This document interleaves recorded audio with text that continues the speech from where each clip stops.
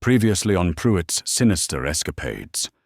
Beneath the catacombs of Paris, Pruett found more than books and relics. He found temptation. Monsieur Beauregard welcomed the Diman into his hidden sanctuary, a vast vault of knowledge, where bone and history held weight equal to blood. Among his collection, a single fragment, what remained of the first Dorvo vampire, caught Pruett's hungry eye. Their exchange was civil until it wasn't. Curiosity gave way to violence, and in a storm of shattered shells and blood-slicked stone, Beauregard fell, too slow, too trusting, and far too late to see Pruett's true intent. Now the bone is gone, and so is Beauregard, at least most of him. A jar remains, a keepsake, and Pruett's collection has only just begun. Episode 3. The Head in the Jar. Pruett's sanctuary lay far from the bustling streets of Paris, deep in the countryside where no mortal dared to venture. The crumbling remains of an abandoned monastery served as his lair, its hallowed halls a haven for his macabre obsessions. Inside, the main chamber was alive with flickering candlelight, casting shadows over the rows of glass cases lining the walls. The monastery's interior was a macabre gallery, a stage covered in tables laden with jars, each containing preserved remains of various supernatural creatures. A witch's hand, a vampire's fangs, a demon's eye. Each piece was meticulously labeled, their preservation flawless. Shelves cluttered with stolen scrolls, scattered pages, dried herbs, broken mirrors, and worse. More jars, some filled with unidentifiable organs or fluid, others empty but labeled with names. The air was thick with the acrid scent of chemicals, herbs, and decay. Yet each case held a grim trophy. Preserved hands, blackened hearts, and other remnants of lives stolen in the name of his twisted pursuits.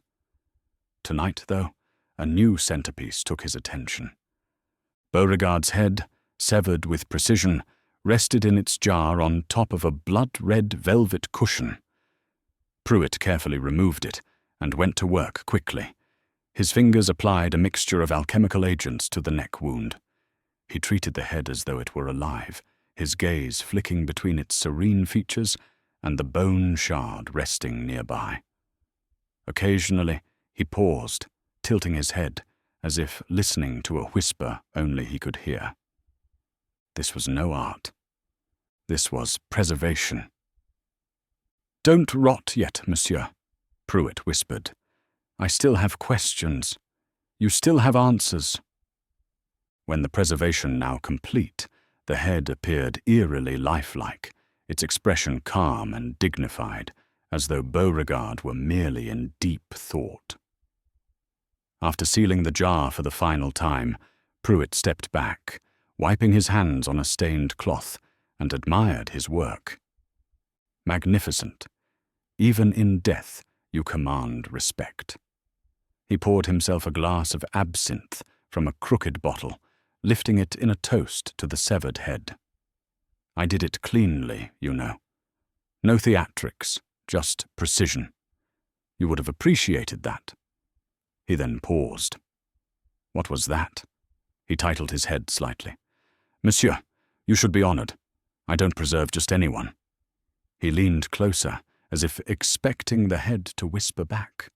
A long silence stretched, broken only by the creaking groan of wood above and the whisper of wind through a shattered, stained glass window. And then, "Is that so?" Pruett replied to nothing. He then nodded, smiled faintly. "Of course you'd say that. Always the doubter." The one-sided conversation continued. Pruett paced the room as he spoke with Beauregard's severed head, pausing at times to listen, nod, argue. "No, I'm not reckless.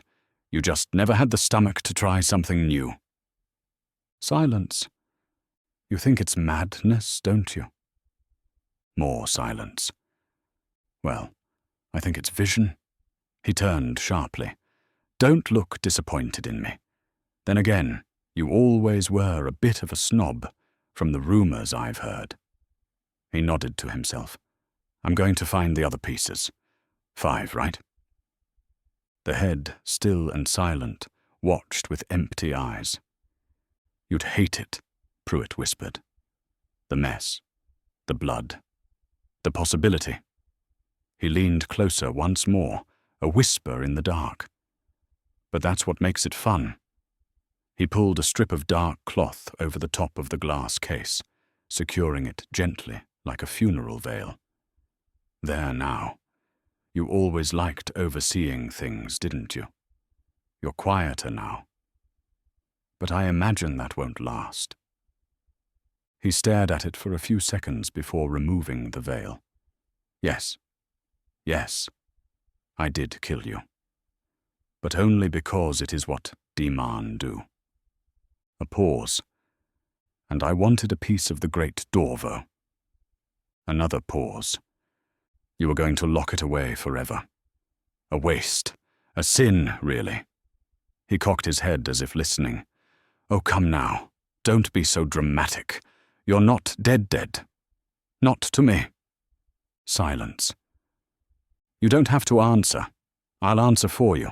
That's what friends do. We are friends now. Friends for eternity. He raised the jar in the air. Beauregard's head looked peaceful now. Regal. You really thought you were the clever one, didn't you? Hoarding the bone. That's where we're alike. We both crave the edge. You spoke of warnings. I speak of opportunities. And between us, I think I'm the only one listening now. You've been listening to The Head in the Jar, Episode 3 of Pruett's Sinister Escapades.